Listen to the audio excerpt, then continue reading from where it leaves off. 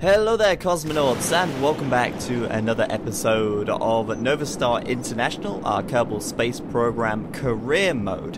Now, the start of this video is basically a post-commentary. We're going to be just watching a quick launch that I did earlier on to complete our contract to test the Rocketry engine.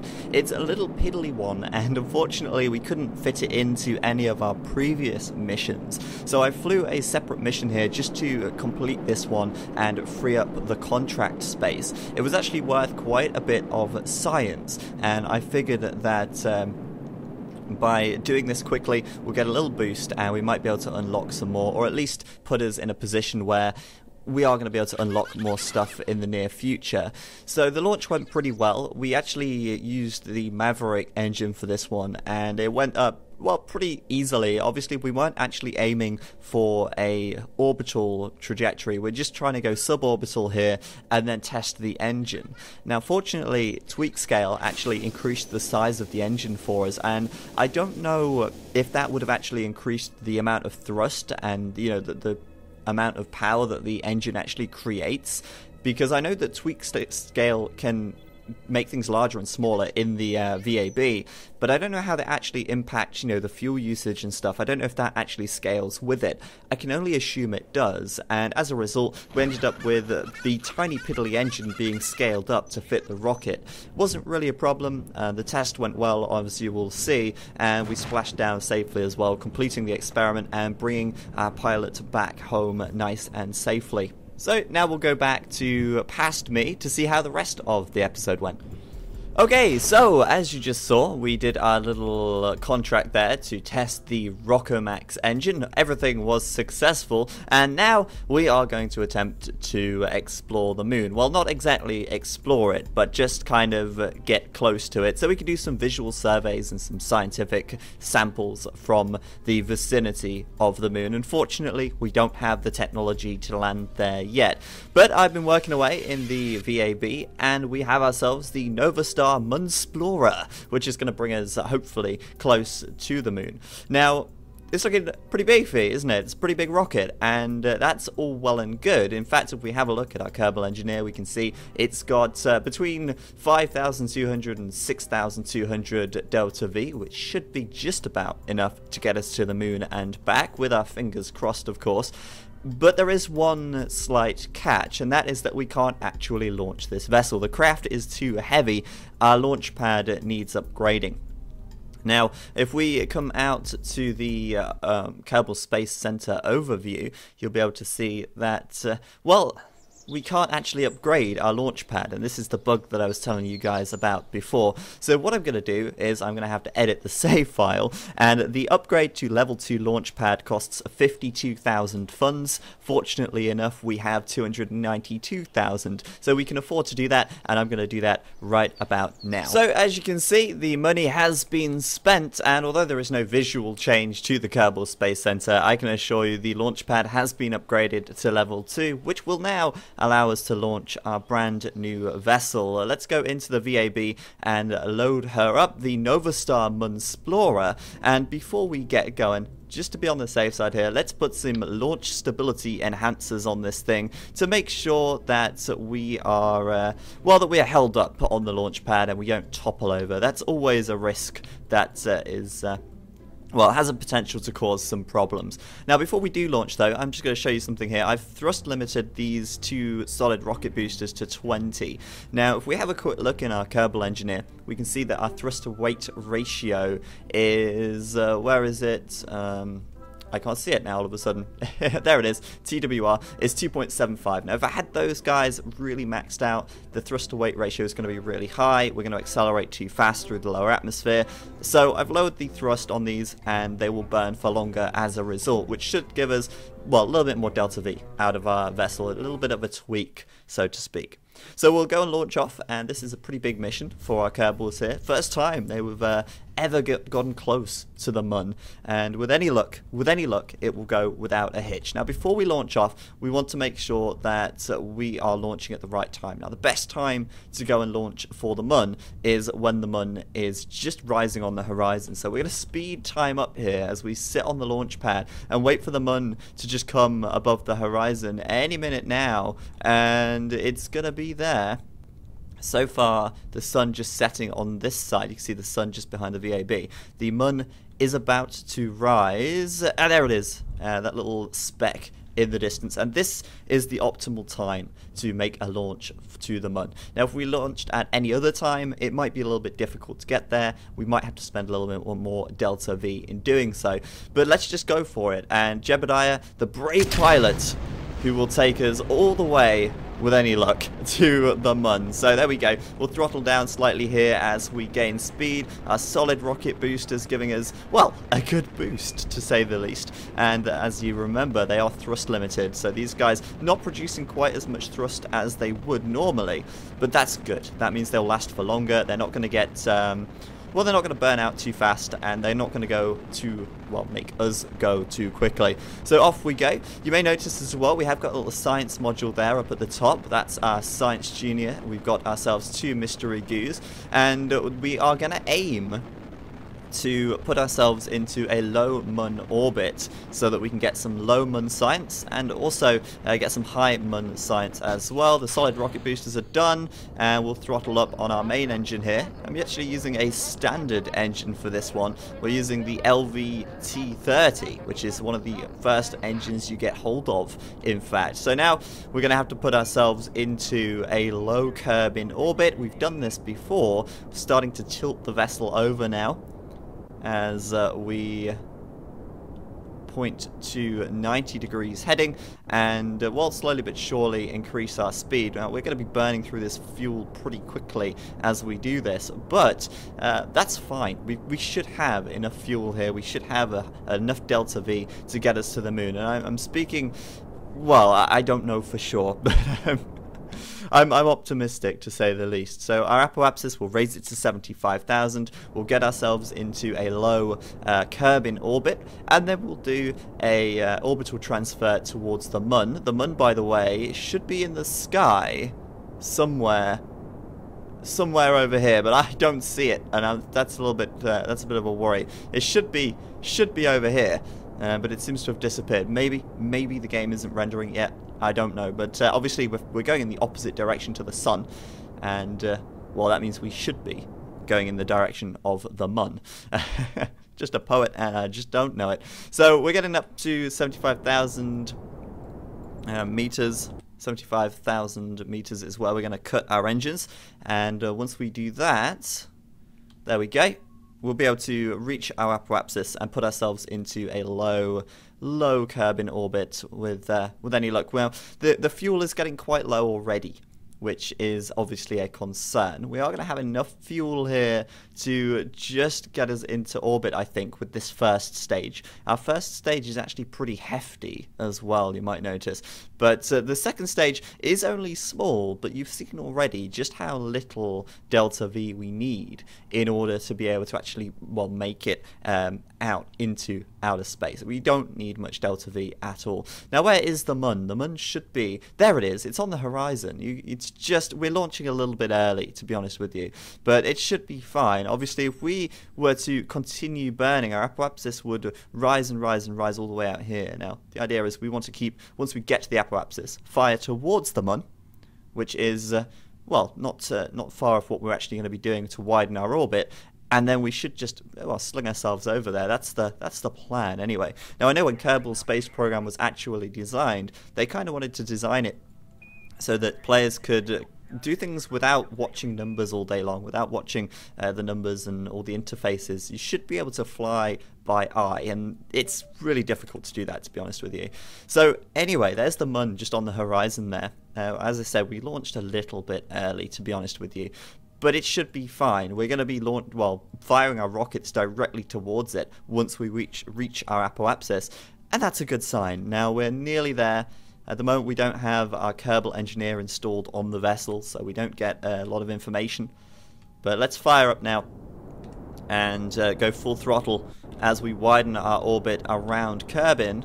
Careful, of course, not to go too far past our apoapsis here, raising the nose of the vessel slightly so that we are basically widening our orbit as efficiently as possible, keeping our apoapsis stationary and firing completely perpendicular to it as best we can. Now I think we're going to run out of fuel pretty quickly here on the first stage. In fact, we are just about out, so we're now switching into our second stage, which should burn for quite some time. This second stage should be able to burn for about 2 minutes, in fact. It's going to be a pretty fuel efficient stage here, and there's a lot of delta V locked in this top stage as well. I think there's about 1,400 delta V in the top stage.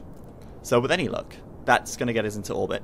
And if we can't make a maneuver node once we get into orbit, a nice maneuver node at any rate, then we can abort. We can always land back at Kerbin. So we've got a decent amount of fuel. This fuel tank here, 90 out of 108, and that's going to be hopefully enough here to get us towards the Mun. Now what we need to do is put ourselves a maneuver node on, and unfortunately, well, we can't do maneuver nodes because we haven't updated our tracking station. That's something we're going to have to do if we want to do maneuver nodes. So we're going to try and do this by eye, and this could be so risky because we don't really know exactly what's going to happen, I guess, do we? But let's just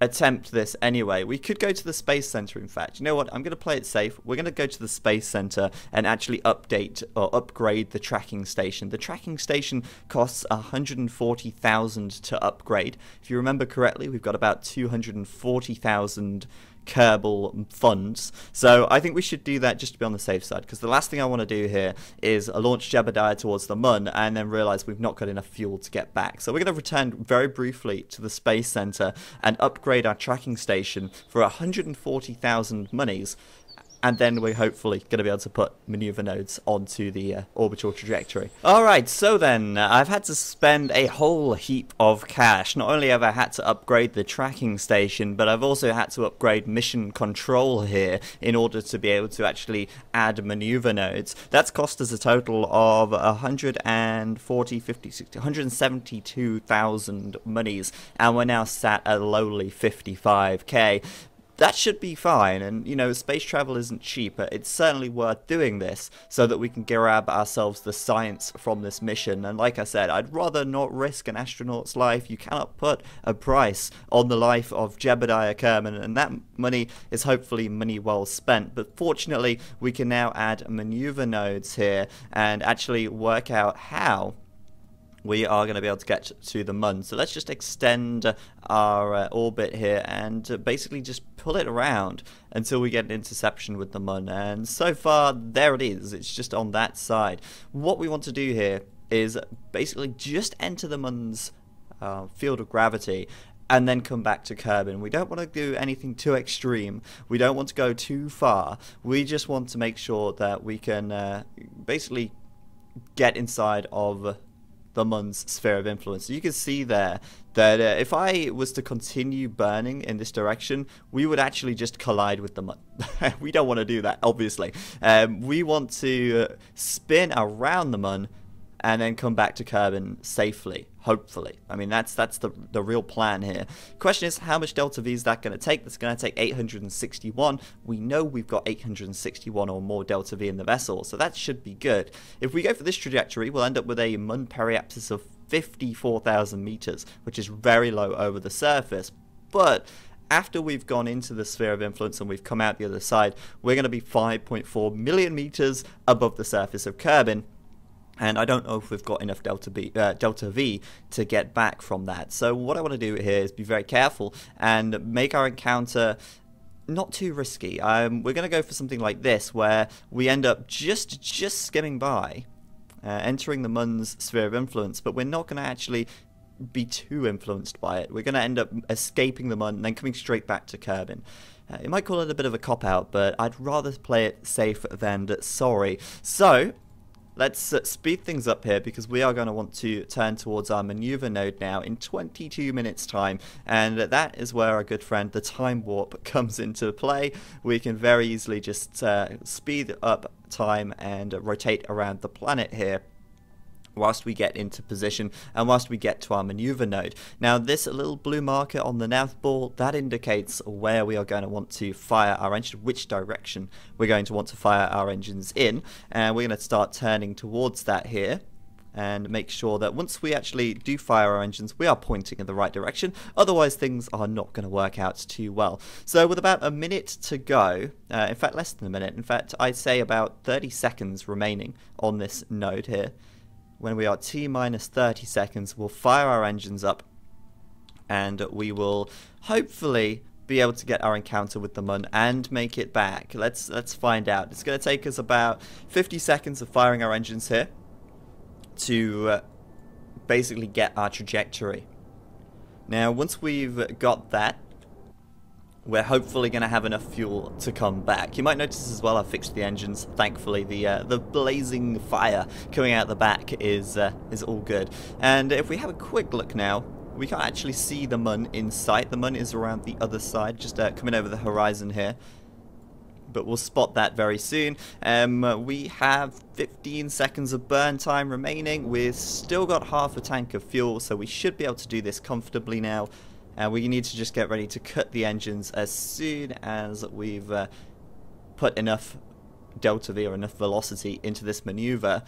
Now then, things get tricky. We've got to follow the blue node, and there's our perfect. In fact, that's even better still. Look at that. That's perfect. We need to just increase things slightly here. Fantastic. So we've got ourselves into a really nice little trajectory. In this instance, we're not going to go too close to the Mun here, but we will enter the Mun's sphere of influence, and that's going to happen in 5 days and 33 minutes. Sorry, 5 hours and 33 minutes. So we'll obviously speed time up to there. But what's going to happen is we will come up towards the Mun, and then the Mun will pull us slightly towards it, because obviously the Mun has, you know, gravity, and it's going to pull us slightly towards the Mun, and as such, it will alter our return trajectory back to Kerbin, and we'll see that our return periapsis is actually a little bit lower than the actual altitude over Kerbin that we're at now. We're at 96,000 meters. On the way back, we'll be at 86. So this is good. This is very good. We'll get into the Mun's sphere of influence. We'll do our experiments. We'll do our crew reports, our science, and then we'll return back, reap the rewards, and Jebediah will become a national hero. Sounds good to me. We've got plenty of fuel left as well, and we're going to speed time up. We're going to get our way there,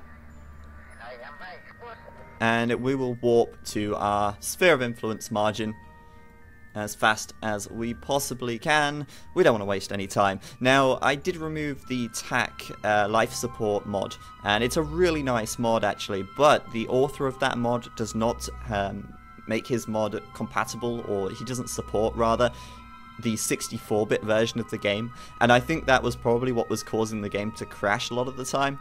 My fault for not really reading things properly, but unfortunately that means we don't have to bring any life support for our Kerbals on board the vessel. They're just going to be able to survive infinitely, I guess, unless they run out of electric charge or fuel to get home. But anyway, we are nearly here. We are just 2 minutes away from the sphere of influence change, and we want to make sure that we're not warping through the change here. We want to make sure that the time warp is on 1 as we hit that sphere of influence change. We're just 30 seconds away, and we'll take off the time warp, and there we go. There's the Mun. We are pretty damn close to the Mun. In fact, at this point, we feel a lot closer to the Mun than we do to Kerbin.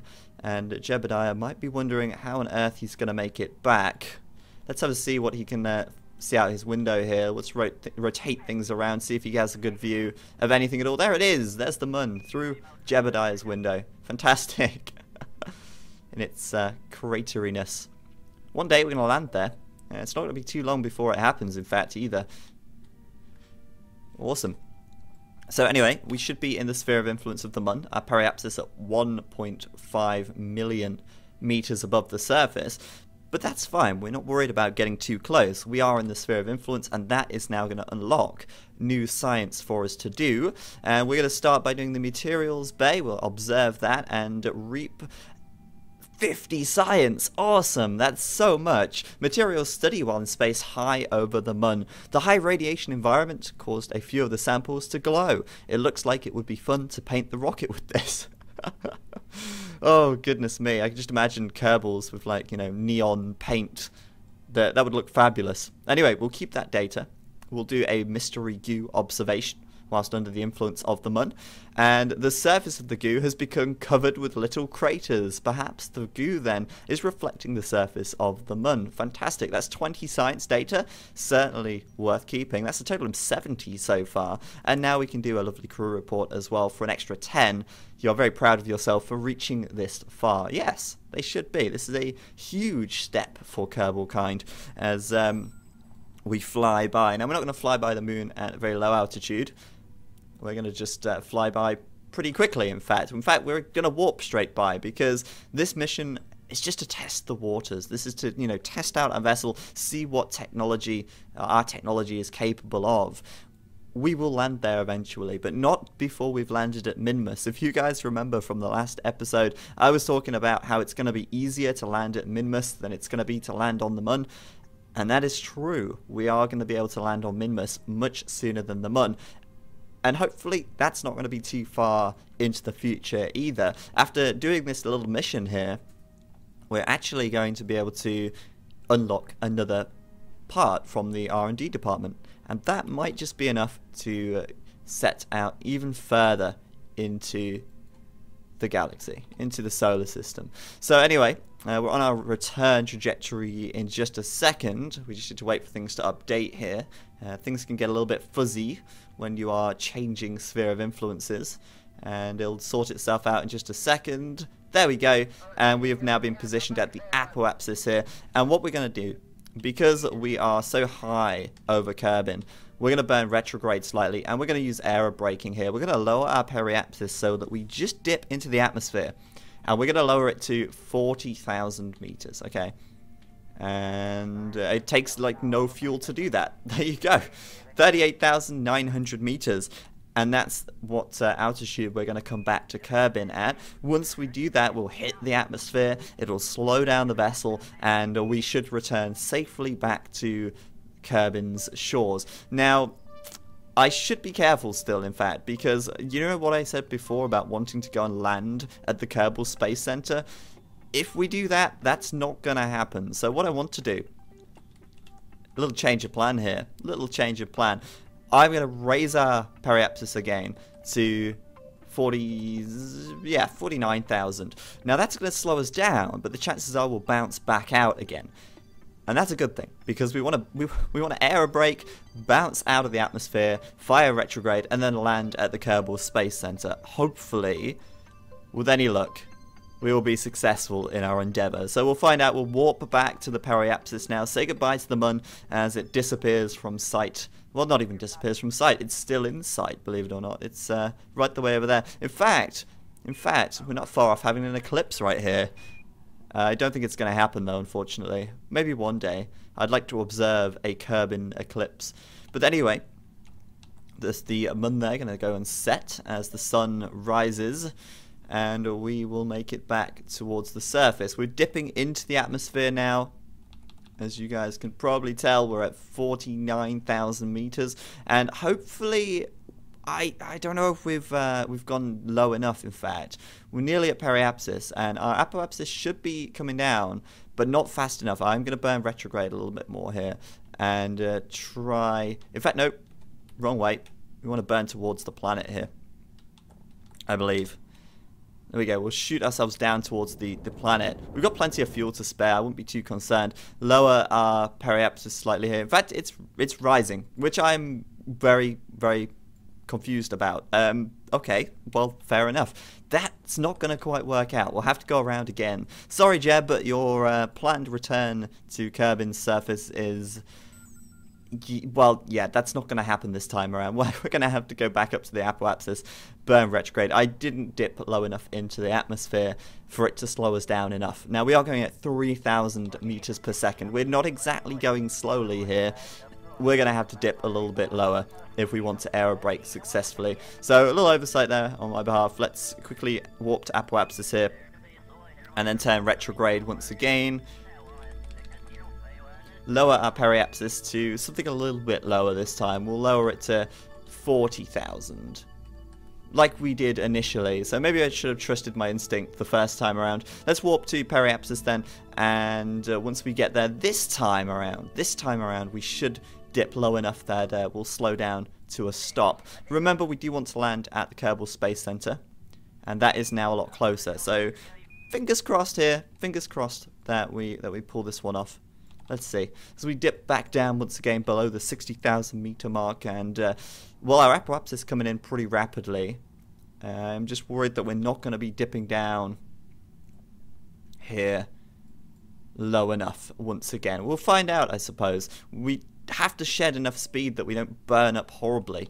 Burning up horribly is not nice. And you know what as well? We've just run out of electric charge because we've left our SAS module on, and Jebediah's been desperately trying to use the SAS inside the capsule to keep us pointing towards the retrograde vector. Unfortunately, we've now run out of power. Things are starting to get a little bit dicey here, I think, for Mr. Jeb.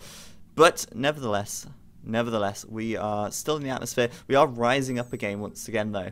And I think we're going to have to make yet another trip around the planet, unfortunately. Oh, dear. Oh, dear, oh, dear.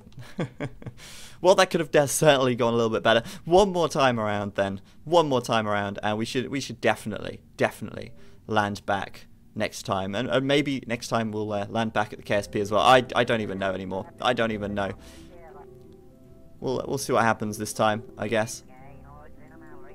Warp back towards the apoapsis here. Once we get there, we'll warp back towards the periapsis again. This time, we should be able to do it. Unfortunately, the Kerbal Space Center is on the other side of the planet again. Things did not quite go to plan.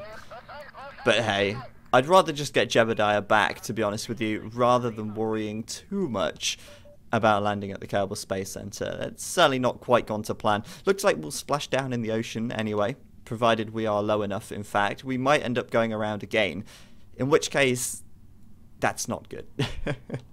We'll see what happens. Of course, we still have more fuel if we need to use it. We're just about to hit periapsis now. Are we going to go around again? You know what? Let's just fire our engines here. We've got fuel left. We'll fire them. We'll slow ourselves down this way. Dip our apoapsis all the way down. Maybe we'll reach the Kerbal Space Center if we do it this way. I don't know. We'll find out, I guess. Slow ourselves even further, and we should be golden. We're coming down now. This is for sure. We are definitely going to splash down this time, or at least land down this time. Whether or not we land at KSC, nah, we're not going to land at KSC. We're going to land quite a long way off. But if we land over here, we might land in the desert, which would be pretty cool. But I think we're going to fall short once again, to be honest with you. It looks like we're going to land in the sea. But that doesn't matter too much. We are going to land down this time. Fortunately, this time we're going to be successful. That's the most important thing here. So we're ready to burn up into the atmosphere. Now remember, this time we actually don't have as many parachutes on the vessel. I had to conserve parts, in fact, whilst building the thing. So we are going to have to fire our parachute and maybe use a little bit of engine power to make sure we have a soft landing. We don't want to hit the water too hard, otherwise we're going to have a bad time again as well. So anyway, landing on the dark side of the planet, landing in the ocean this time as well by the looks of things, as we come down, burn up through the atmosphere. And you know, this could have been a lot worse if we didn't aerobrake previously. But there we go, fire the chutes. It's going to slow us down even further, and once we get very close to the surface of the water, I will quickly fire the engines just to remove any excess velocity. I think we should have a nice soft landing, but I really want to make sure that these experiments make it back to the surface in, well, one piece. We're going to land at 9.6 meters per second, and that should be fine. But I'm going to be safer than sorry anyway. And as we are about to splash down, I'll fire the engines once more. There we go, lower that velocity, and we splash down. Oh no! Oh my god, look at that. Oh, that was very close. I mean, that was a rough landing for Jeb right there, but fortunately he survived. And we made it. Wow. Well, that mission went pretty well, aside from the return back. That part certainly could have done better. But here's the report anyway. We got a crew report whilst high over the Mun. We got a materials study and a mystery goo observation for a total of 80 science, which is really very good. And we obviously got some parts back, some funds back, and we got Jebediah, who got 2 experience for that as well. I guess that's because, well, of going to the Mun, of course. But now, with 137 science, we can hop back into our R&D department and unlock a new piece of the puzzle, I suppose. The puzzle, the mysteries of space. We can find them out by researching these things. So I'm not sure what to go with. I'm never ever sure what to go with, to be honest with you. It's a tough decision. There's so many parts in here that we need, and it's a difficult one. So I'm tempted to go with electrics, because then we can start getting photovoltaic panels. Obviously, sending manned missions out is quite risky, and there comes a point where you want to, well, reduce the risk, or in fact, completely remove the risk from a mission. If we're unsure we're going to be able to get a Kerbal back, we can send a probe out. But in order to do that, we will need photovoltaic cells, and, well, solar panels, as they're more commonly known, I guess. But I'm still so tempted to go for this one because we have the thermometer in here, which is going to give us more science, and more science is always good, right? It's such a tough decision, but I'm going to go for the electrics anyway. And that leaves us with 47 science. That's not too bad. We get a bunch of nice parts in here as well. And one thing we should consider working on fairly soon is a space center, or space station rather. So what I'm going to do is activate a couple of these missions, but I'll be doing that in the next episode, and the idea is to basically get a bit more science from this. There are some really good contracts in here. In fact, this one is fantastic. 200 science for doing this. That's a lot. Perform visual surveys of the Mun, rescue some Kerbin from the Kerbin surface. There's a lot of things in here, and I'm gonna basically have a look through and perhaps do a speed run of a couple of these missions just to get us a little boost in science so that we can actually make our way over to Minmus. So that's going to be coming up in the next episode, but thank you guys for watching. It's always appreciated, and this has been NovaStar International, and I'll see you guys next time.